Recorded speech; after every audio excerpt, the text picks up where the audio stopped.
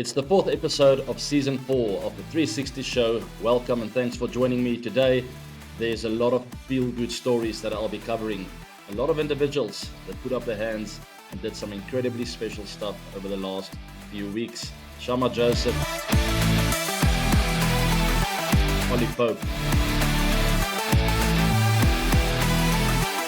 Tom Hartley, Dricus Plessis, Yannick Sinner, Bopanna, and the list goes on. Amazing scenes around the sporting world. This is the 360 show. Stay tuned. We're watching a very high-class player. This is when you know every Villiers is at his best.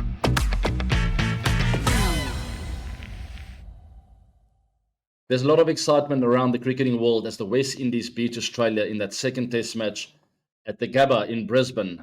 A fairy tale scene for someone called Shamar Joseph, and also the entire West Indies team coming to the party and beating Australia for the first time in 30 years. Just fantastic scenes. And one of my special moments was when Adam Gilchrist got up in that commentary box and gave Brian Lara a big hug while Lara had tears in his eyes. It just shows you how much it means to some of the past players. We saw comments of Ian Bishop and many more that showed their gratitude for this team fighting and giving it their all to keep the West Indies dream alive. And it's just good and healthy for the cricketing world to see this team in full flow again. And you could see what it meant to the players on the field, the way they ran off the field. A lot of people gave them criticism and say, oh, you haven't won the World Cup. Why do you celebrate like that? In my books, it is like winning the World Cup. Against those odds, going to Australia away from home, having played the cricket that they have the last few years and rocking up there, inspired and ready to fight for their country. It was really inspirational to see. But there's one man that really stood out with a pretty much a fairy tale story, and that's Shamar Joseph. Where he's come from to where he's now is just truly remarkable. I'll read something to you guys from Bharat here. It was a near-death experience while logging in the bush that led to Shamar Joseph taking the flash decision to move out of Barakara, kicking one of the most incredible cricket stories ever, which saw him take a test wicket with his very first test delivery. That was a while back. In the last few years, he's been working as a security guard, a construction man, logging and cutting and doing tree felling and all sorts of stuff just to keep afloat and to get an income for his family. But then he sort of discovered this dream again. And I think it was Curtly Ambrose who saw him bowling and told him, listen, you need to get back on the cricket field again. Not long after that, he ran out and got Steve Smith out with his very first test delivery. We moved on to that second. Unfortunately, they lost the first test match, but he got quite a few wickets. The second test match is where the magic happened. He had a decent first innings, but with that second innings, after being hit by Mitchell Starc on the toe, with a fractured toe, coming back and getting incredible figures to help West Indies win that test match. So Shamar Joseph is what I think test cricket is all about. With a fractured toe, with his history and his upbringing and where he's come from, to playing a test match for his country against Australia and doing what he did is truly remarkable. And it is what test cricket is all about and why we love this format so much. He was quoted saying, I will always be available to play test cricket no matter how much money is out there. And that is a fantastic quote. And it shows you once again what the cricket players around the world think of test cricket and how we feel about that format. We understand it to be the ultimate test for any cricket player. And if you can succeed there, it is the most rewarding thing for a cricket player. I have got news for you, Shamar Joseph. Unfortunately, whether you like it or not, you've put up your hand in such a way that you will be getting a bit of attention around the T20 cricketing leagues around the world. So you better be prepared for that. And you can still play test cricket, don't worry. But we want to see more of you. We want to see Shamar Joseph play in all formats around the world, winning games of cricket for his country and his teams and whoever he represents. And the interest is there as he's been picked up by the ILT20 for the Dubai Capitals and also the PSL for the Peshawar Zalmi team. So it's already started, but I'm expecting a lot more interest from leagues around the world. But as Shamar said, and rightfully so, his focus and his priority will be on test cricket. And you see a lot of players also, they get a bit older, like I'm a good example as well. I wanted to come back one last time for South Africa and finish on a high with my Test career. And that's exactly what I did. So just 24 years old, this guy. He's playing his first Test series. Steve Smith's wicket with his first ball. He takes a 5 for in Adelaide, never bowled with a pink ball. He takes a 7 for in Brisbane and is the player of the match and player of the series. He wins the West Indies, their first Test in Australia since 1997. And he wins the player of the series, obviously. Just an incredible roller coaster ride for this young man. And thank goodness to all of our fans around the world. He's only 24 years old, so we're going to be seeing a lot of him. And may that fractured toe recover very, very soon. Vernon Philander, my good friend, says, Shamar Joseph, what a story, young man. Brought tears to my eyes knowing how tough a journey it would have been for you personally.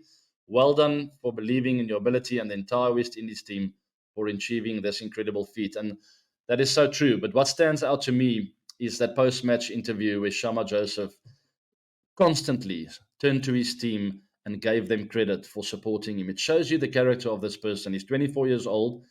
From humble upbringing, you can see the humility shines through. And there's nothing more beautiful to me in a sportsman when he's humble. And he was not talking about himself. He was just saying, I'm not in pain. I could have bowled more.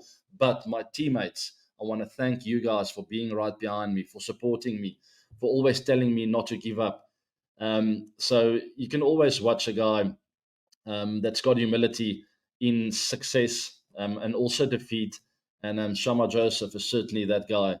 I'm very happy for him. I wish him all the very best with the rest of his future. I'm a big fan. I'm pretty happy that I didn't ever get to play against him. He looks like fire out there. But very happy for him. And last quote from Steve Waugh, the legendary Australian captain and batter. There's nothing like Test cricket, and this man may be the savior in the purest form of the game. Cinderella stories are rare in sport, but this was truly epic from a young man who has single-handedly reignited the passion of cricket followers in the Caribbean and all over the world. Many congratulations. I mean, it doesn't come more genuine than that from a cricketing legend in Australia, one of the most competitive cricketing nations in the world, who would not be happy with a 1-all draw against the West Indies, the underdogs in their home country, in the backyard. And Steve Waugh comes out and says that. And you could see all the Australian players who were there that day.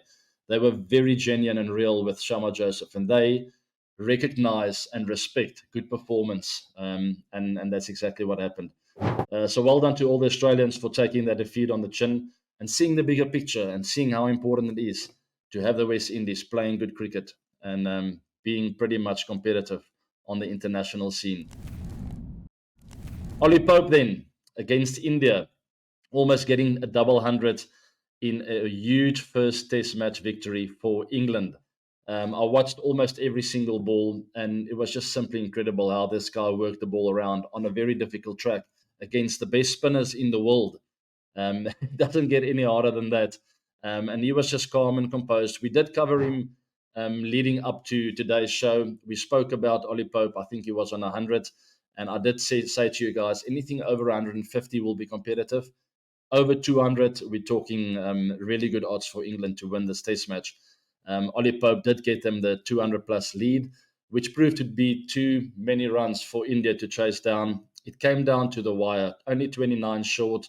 There were some pivotal moments in that final innings, but the man of the moment, the legend himself, Ollie Pope, no one saw this coming. Cricketopia, I haven't seen a better exhibition of sweeping and reverse sweeping than Ollie Pope ever in these conditions against the quality of bowling. That was Rahul Dravid, who was quoted by Cricketopia. Unbelievable scenes when Rahul Dravid comes out and once again recognizes something special. And it's very true what he says. Ollie Pope spoke about the reverse sweep almost being more safe than the front foot defense when you play against spin on those kind of conditions. And I've always felt that as well. So very, very interesting quote there from Pope. And I fully agree. You get down quite far with that left leg with a reverse sweep. You tend to get outside the line, which takes the LBW out of play. And you hit quite down on it. It's very easy to free your arms with a reverse sweep hitting down. Where a normal sweep, it's pretty difficult to get down and in front of your left foot or left leg.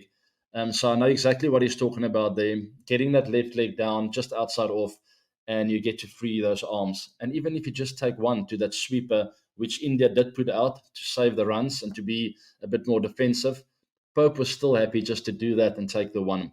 So just an exhibition of true talent, and also mind. I mean, you got to have a mind to score almost a 200 under pressure in India, away from home, against the best spinners in the world. This man has a bright future. It has been coming for quite some time. I did mention that on X, and I'm very happy for Ollie Pope. I've always been a fan. I always thought that this guy's going to do special stuff in the future. And Ben Gardner says Ollie Pope's best Test 100, having looked like he did in the first innings in his first game in 6 months, coming back from a pretty bad injury. Some effort.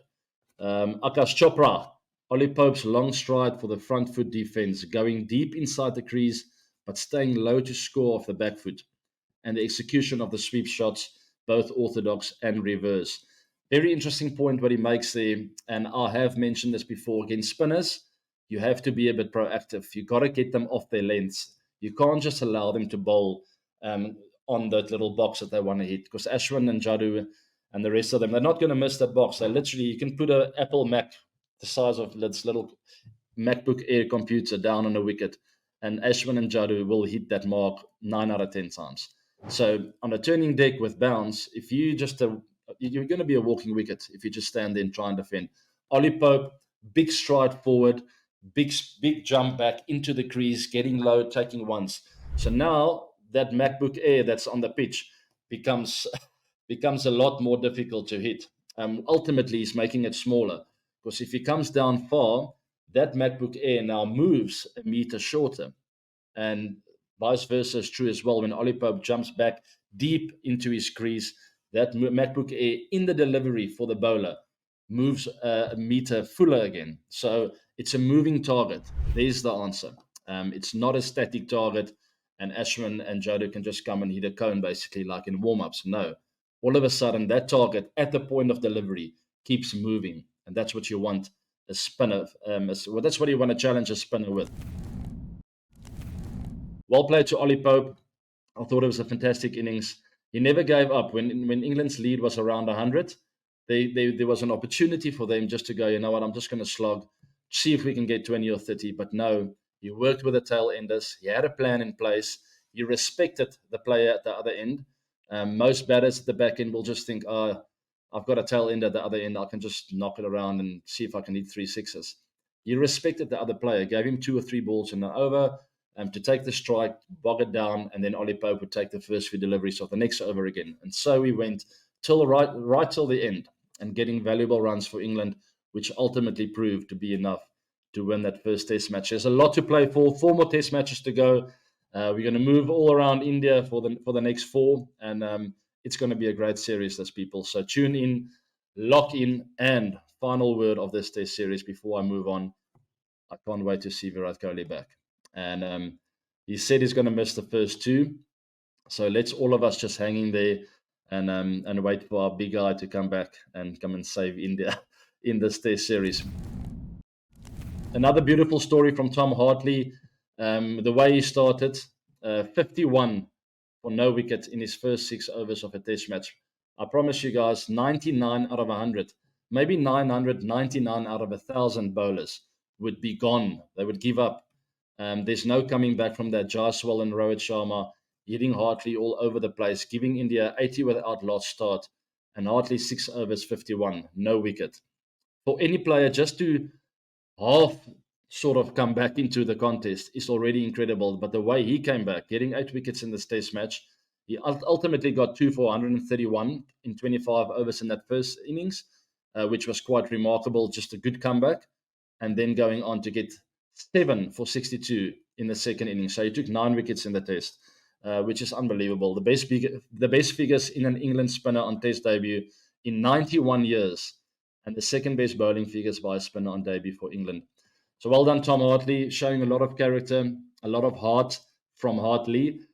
Just a remarkable performance, and getting some really big wickets at the right time for England, keeping them in that game. And his quote says, coming out here, I was just looking to get a game or a couple of games even. I might have a big role, but I'm more than ready for that. I want more of it. So Tom Hartley, getting a taste of Test cricket.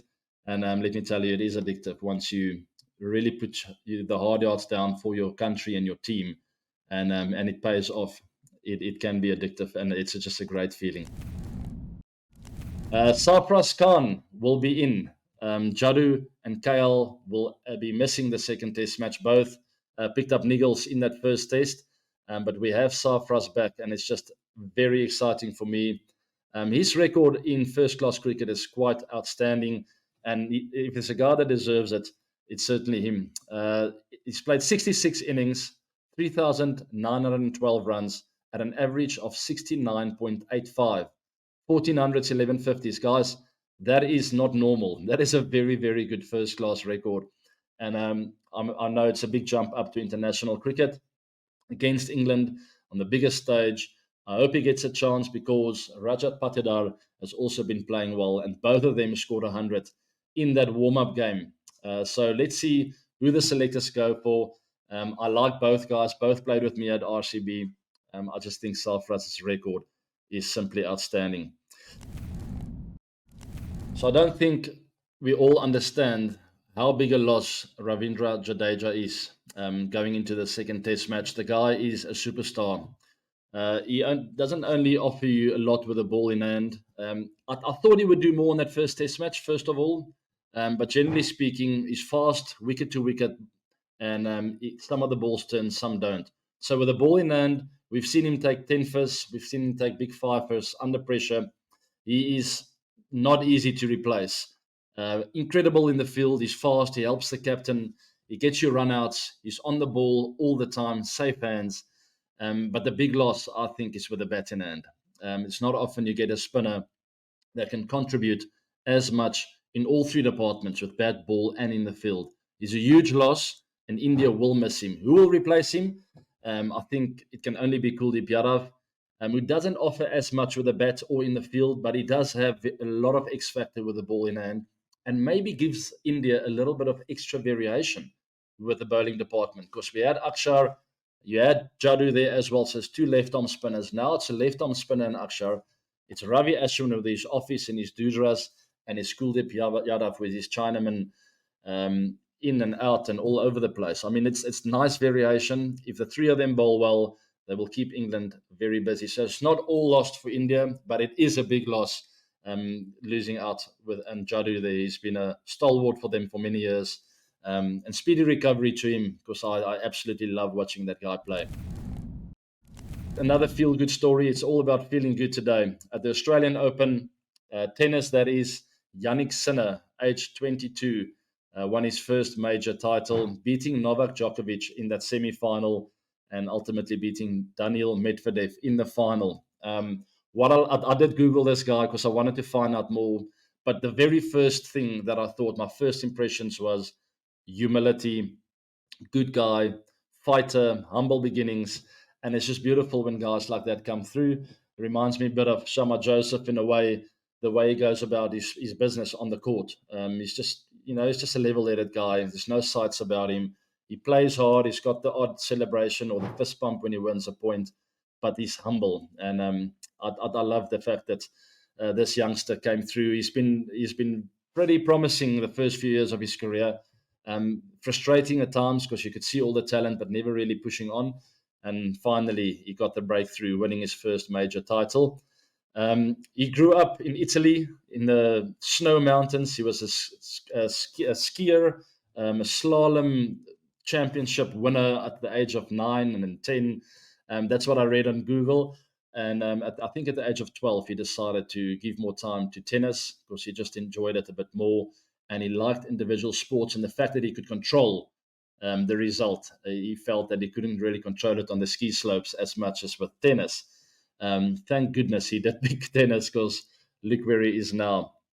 It's a great story. And another beautiful story is where he spoke about Novak Djokovic after winning that semi-final clash. And he said how Djokovic always helped him with his tennis. I really enjoyed that.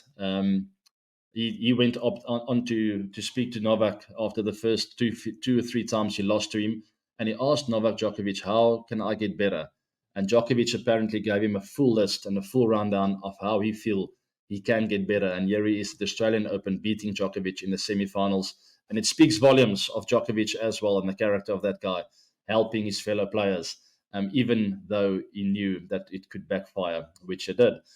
But Djokovic will be back, and he will have to deal with Sinner in the future because the guy looks good. Bopanna, Bengaluru man, the age of 43, a whole different story to Sinner, winning that Wimbledon doubles title. Not Wimbledon, sorry, Australian Open. But Wimbledon tweeted, an inspiration at 43 years old, Rohan Bopanna becomes the oldest world number one in men's doubles history. And it's just a great story. The man from Bangalore, I haven't met him. I hope I get to meet him one day. But all people from Bengaluru and India, you can be very proud of this guy, not giving up. Already 5 years ago, as quoted here by Somdev Devarman, Bobs first told me he was contemplating retirement 5 years ago, then 4 years ago, then 3 years ago. Moral of the story is, who cares? He's number one. He is number one in the world. Doubles, and just a fantastic achievement and a beautiful story of someone not giving up. And I think of MS Dhoni with the Chennai Super Kings, not giving in, IPL title. Look at him go, and he's still going strong. And then last but not least, Ramesh Srivats, congratulations, Rohan Bopanna, on winning the Aussie Open men's doubles, and that too at the age of 43. You show that in tennis, there is 40, and then there is game. Just a great feel-good story. And finally, the last feel-good story, our South African friend, Dricus du Plessis. I did tweet about this. I said, Dricus, you've just given us a very special Sunday over here in South Africa. Thank you. Incredible composure under the highest pressure possible. And then the Afrikaans quote in Swiss, he said, Hulle weet nou wat ons weet. Now they know what we know. This guy was quoted saying, South Africa, they don't know what we know.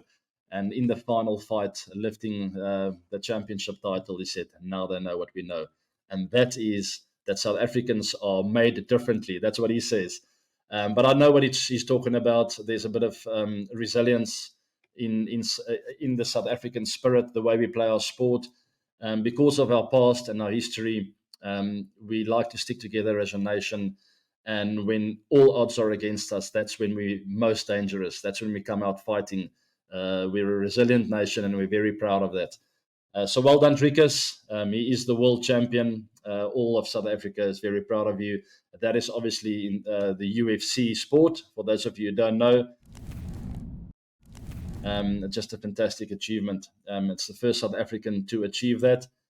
And we're all very proud of him. And that is the end of the feel-good stories. I feel like my mouth is dry, but it shows you I've had a very, very good sporting week. I love my sport, and I know you guys too. And I hope you enjoy the fact that we cover a bit of everything, not just cricket, because that's being true to myself. I absolutely love all kinds of sports. To the 360 quiz then, last week's winner, Uzair Faruqi. Congratulations. The answer was Liam Dawson. It was Heinrich Klaasen who hit Dawson for that massive six. And earlier on in the show, we showed a video clip of Liam Dawson bowling that ball. Wasn't an easy one. Congratulations, Uzair Faruqi, for getting that right. And in this week's 360 quiz, which hug caught my eye for its emotions and heart in this week's episode? I spoke about it. I hope you listened. All the very best. There were tears all over the place. I even had a tear in my eye watching Shamar Joseph do that special stuff out there at the Gabba. So subscribe to my channel, hit that bell notification, follow me in socials, and stay up to date with the 360 show. Also, please give me some feedback of what you want me to talk more about, what you want less of, and let's do this bigger and better and stronger together. Thanks for joining me on this week's 360 show. I'll catch you on 360 Live this coming weekend. Have a fantastic day.